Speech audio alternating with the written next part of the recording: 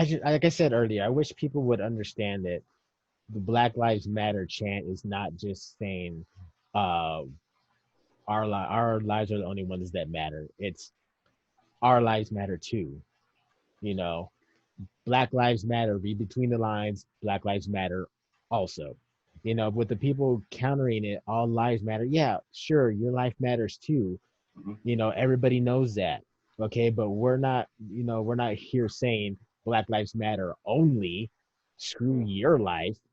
It's just we've been through so much more than you have. You know, I'm gonna say the Caucasian people. We've been through so much more. That's why we're saying our lives matter too. That should be the hashtag Black Lives Matter too. But people aren't seeing it because the people who came up with All Lives Matter are the ones who are ready for fighting, who are like Garen said, like with that uh, attacking mentality, you know, because Mhm. they're gonna get upset over us saying Black Lives Matter. And they're going, oh, wait a minute, my life matters too. Okay, so let me ask you this: my house is on fire. Okay, I'm gonna and the group. No, let me rephrase I'm that. sorry, all houses matter, Robert. Oh, reps. Okay, is your house on fire? No, no. No. But I'm making No. sure that my house doesn't catch on fire. That's why I'm using my water, hose on it, rather yours. Okay, I, so but this house is on fire. Everyone's coming to help put out this fire, but your house is not on fire. Why does your house matter right now? No, no, no, no, no. You're forgetting. All houses matter, Robert. And I'm Well, just simply looking out for my house. You I have to see. stop being selfish and talking about your house. All houses matter. I saw recently they had one with Jesus where Jesus says, "Blessed are the poor," and then somebody shouts out, "All people are blessed, Jesus." And Jesus is like, "Oh, Yeah. yeah." I'll say, and this kind of goes back to the white privilege deal for those who don't quite understand it. I would ask a white person, when was your race ever, never considered human? Hmm. Black people have been considered dogs. Native Americans were considered dirt. In fact, Mhm. remember the saying, only good Indian is a dead Indian. Remember that. yeah, Mhm. unfortunately. When it comes down to black people, we were property.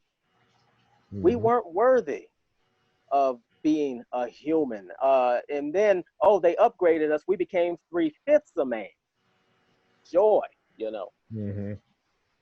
Even to now, even in certain faiths, like let's say I heard the Mormon faith, blacks were considered like demons or something like that until like 1970. So it's like that's interesting. There's been really negative connotations on black people.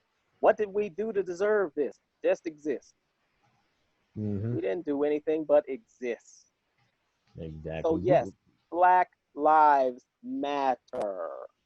They And do. those that want to sit up there and say, hey, all lives matter. No, like, Robert and was saying, it's just a contradictory term. They just need something to counter it. Mhm. It's out of just anger, really. It speaks for itself. It does. I shouldn't have to say nothing more to that. You're going back to what we talked about earlier, the talk. I'm gonna. You've heard the term thug life, right? Right, right. Thug life. You know what that means, Edgar? Oh yeah, The hate you give little infants fucks everybody, Mm-hmm, mm-hmm. right? So the hate you give gives what? I'm sorry, Robert. the hate you give little infants fucks everybody. Okay, Tupac. Tupac. Yep. The fact, what I mean by that, what he meant by that is now, uh, little kids are seeing what happened to George Floyd. Little, African American kids are seeing what happened to George Floyd. Their parents are telling them what what's been going on. They're gonna grow up Mm, with this mm, mentality that all cops are bad now. mm, Because of the way we've been treated by these bad apple cops. They're learning this by watching videos. Kids have access to these videos now, and that's the hate that they're being shown because of these bad apples. Now, like I've said before, I have friends I think I've said before that I have friends that are cops. You know, they're good ones, and you said you have a friend that's a cop too, right, Edgar? Yeah, great guy. Yeah, but now because of these things that are going on, little kids are gonna be afraid of the cops even more. You know, unless something changes, unless they get these bad apples out and they do more training for these police officers. This is how the world's gonna be, and it sucks. I've been living in this world for about 40 years. I'm gonna be 40 next month. Okay, I've seen a lot. You know, for the few decades I've been around, I've seen a lot. I've witnessed a lot, and I would hate for my kids to witness as much as I did on the racism side. I hate for my kids to be pulled over and crying because they're scared if they're going to make it home or not. Right. You know, and that's what thug life is, because the kids are seeing this now and they're learning hate, and it bothers me a lot. You know, I Yes. my kids are, like I said, my kids are half white, but I still have to have that talk with them because they don't look full white. You Mm. know, and I don't know when I'm going to talk to them about it, but eventually I will, and that's going to be the hardest thing I'm going to have to do. I got to tell them, okay, if a cop pulls you over, make sure that your hands are where they can see them. Make sure you don't make any sudden movements. Make sure you do this. Make sure you comply. Don't, you know, it's going to be really hard, and I hate it. I hate the fact of thinking about it because It's of the, sad. yeah, it's very sad, you know. And and if Garen decide, gets married, has kids, he's gonna have to make sure to tell his kids. Yeah. Yeah. And what I'm ingraining in that child is basically, and this is the sad part, is that you have a place in society Mm-hmm. and that there's a group of people that see you a certain way. I'm putting restrictions on them already. I'm placing boundaries on them already. Mm-hmm. And anybody could tell you, look, you can't fly if you're constricted, if you're caged up. But that's Mm-hmm. what we have to do just to survive. And that's the craziest part about it, because I don't know really of too many other globally. This isn't just an American thing too. This is globally. We've Mm-hmm. seen episodes of this in England. We've seen episodes of this in Germany, of course. We've seen episodes of this in France and even in China, South Africa. Let's talk about how they treat black people down there with the Mm-hmm. apartheid and everything like that. Rarely has the whole world treated a group of people like us. I mean, I don't know of any other group of people that the term, let's say, uppity is in reference to. When you think of that word, who do you think of?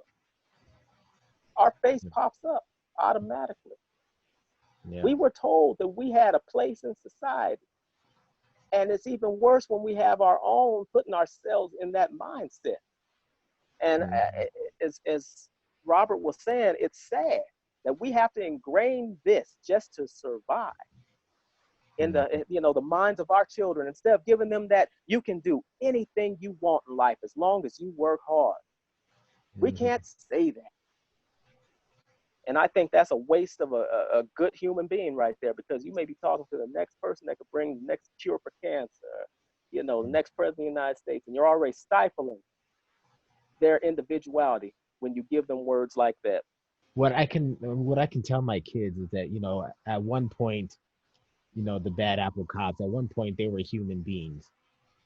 you know you shouldn't be afraid of all of them, but at the same time you need to make sure you're not another statistic.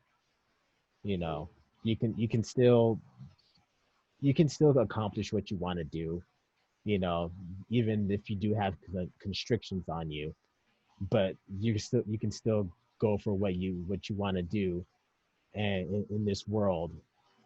But the fact of the matter is that you are labeled as something, whatever they're thinking you are. You're labeled as, like Garen said, a pit bull that can't be left alone with a family member. you Mm-hmm. know Mm-hmm. and it's depressing, but no Yeah. matter what anybody tells you, you can't let that affect the way you carry yourself or who you are.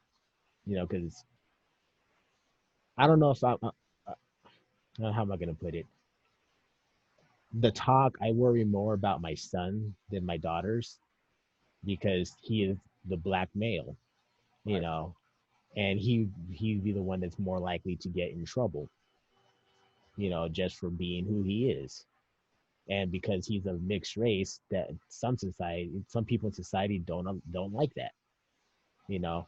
I'm gonna tell you, with my first daughter, my 16-year-old, um, her mom's side of the family hated me for being black, you know, and they're telling her black, half breed babies aren't gonna be accepted into the world, you know, you need to abort this baby, blah blah blah blah blah, you know. But then this is how I know that things can change because when my daughter was born, they loved me afterwards. And the reason why they loved me is because my daughter broke their legacy.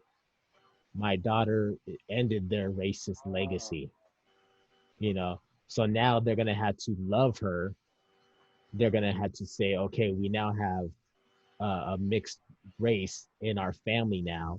So why are we hating? Why do we hate Robert? Yeah. There's no reason to hate him, you know.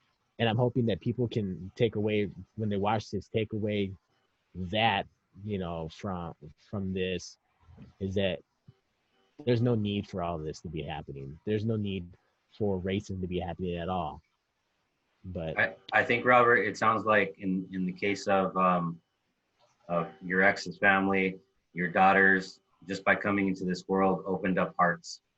hmm yeah, I mean, you should have seen how bad it was. Like her grandma was like, "You can't be dating that nigger," the blah blah blah, nigger this, nigger that. Her aunt, nigger this, nigger that. And I just stood there and I took it because I'm just like, you guys are so ignorant, very ignorant. The word nigger means ignorant, which is what you're being right now, nigger.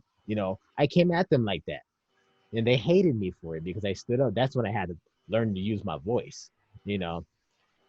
And then my daughter was born, and they're like, "Oh my God, she is so beautiful.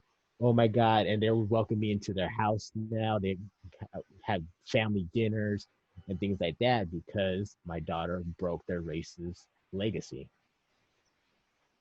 and I wish the world was like that. Hmm Well, that's the whole definition of conservatism right there, isn't it? hmm We're conserving what happened in the past. That's why I'm a progressive. That's why I'm thankful I'm a progressive because the world is ever changing.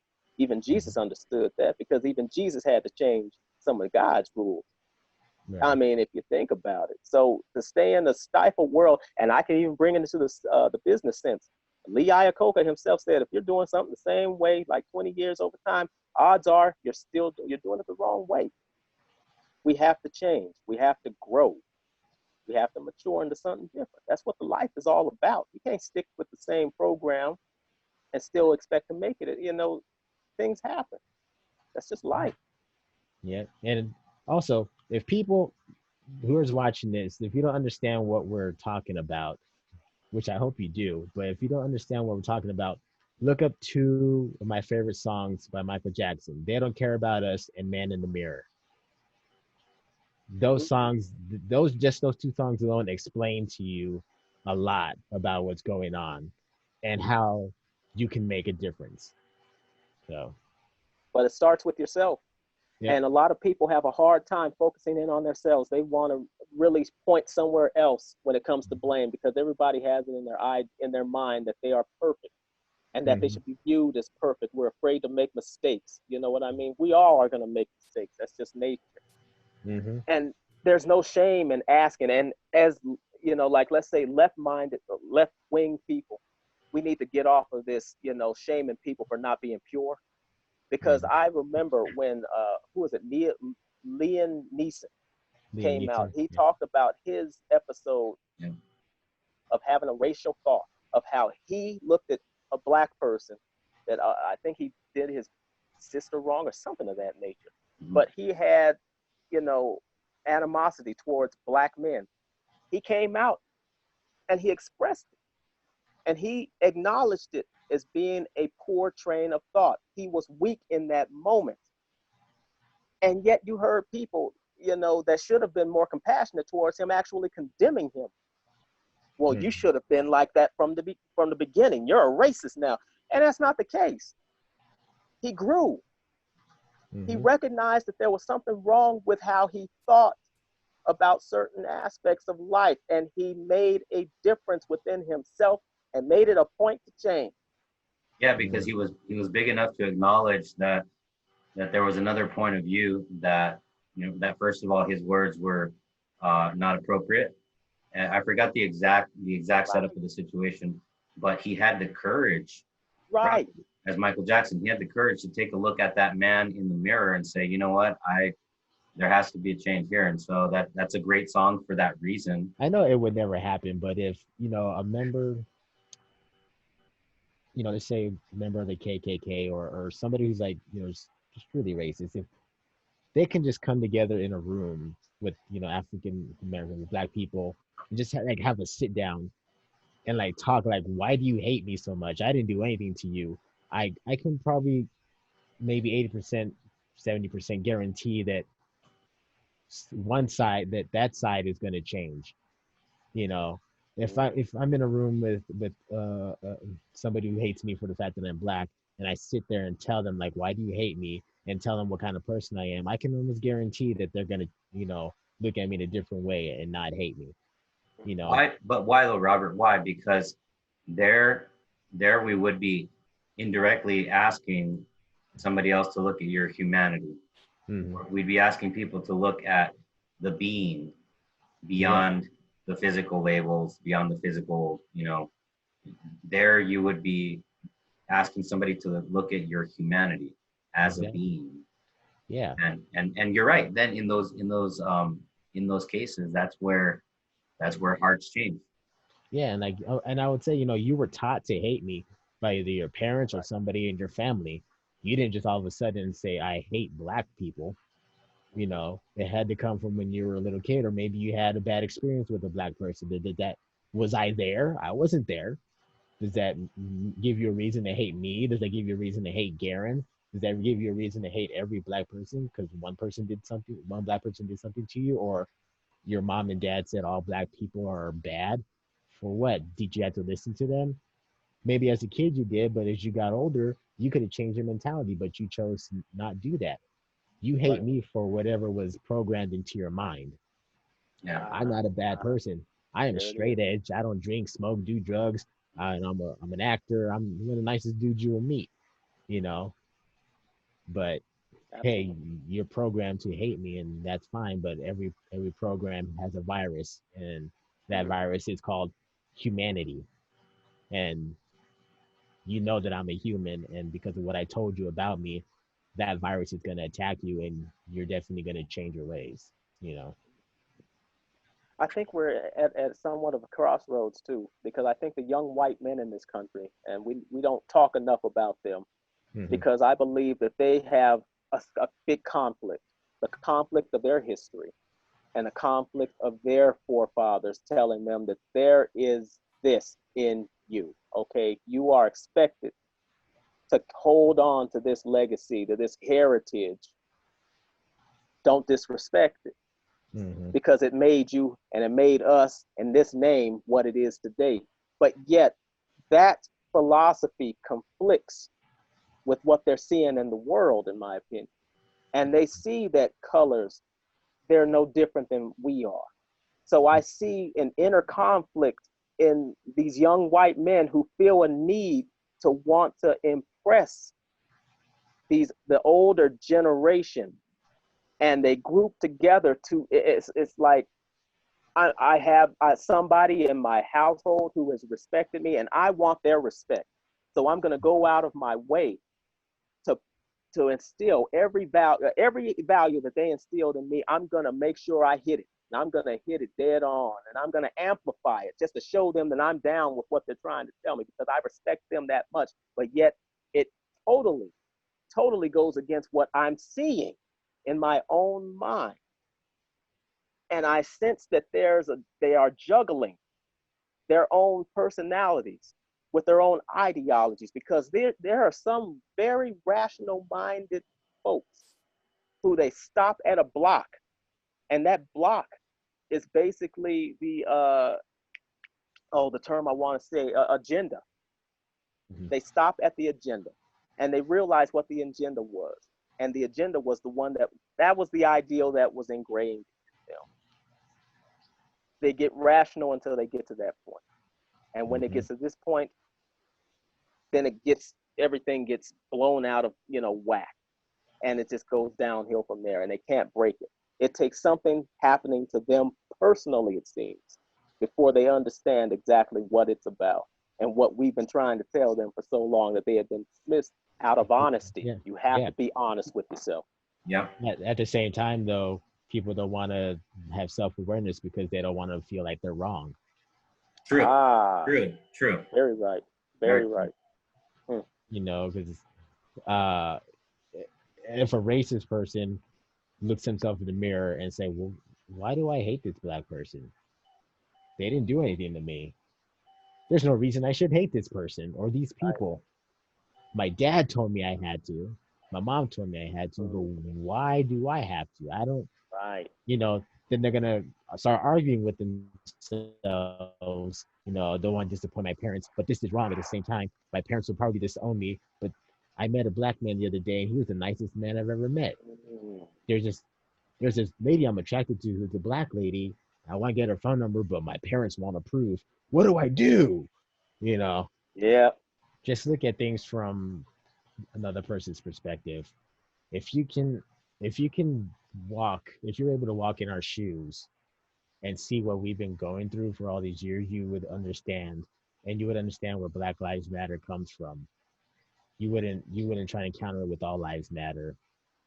That's just a cop out. But don't, as Martin Luther King said, don't judge us by the color of our skin, but by the content of our character. If you did that, the world would be so much better, in my Agree. opinion. No, totally. Totally true. I Aaron. would say that we need to learn to have a little bit more integrity, because we're not practicing what we preach.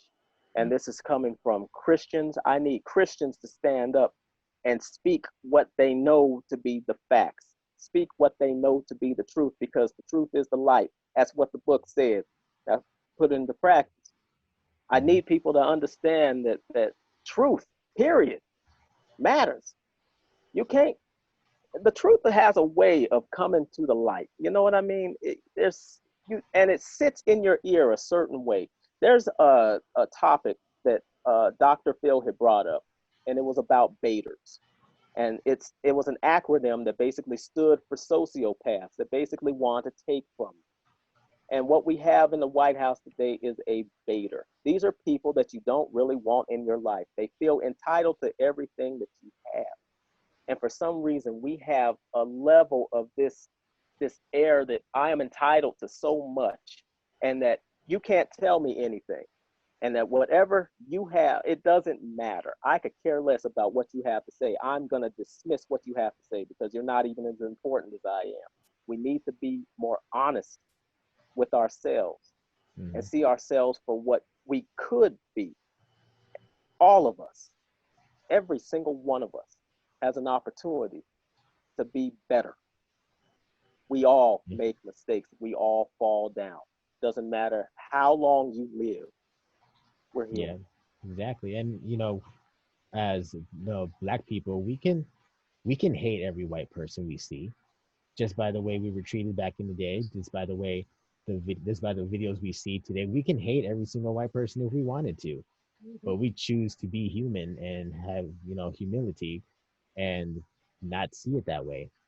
But we have every right to be mad, and Darn right we do.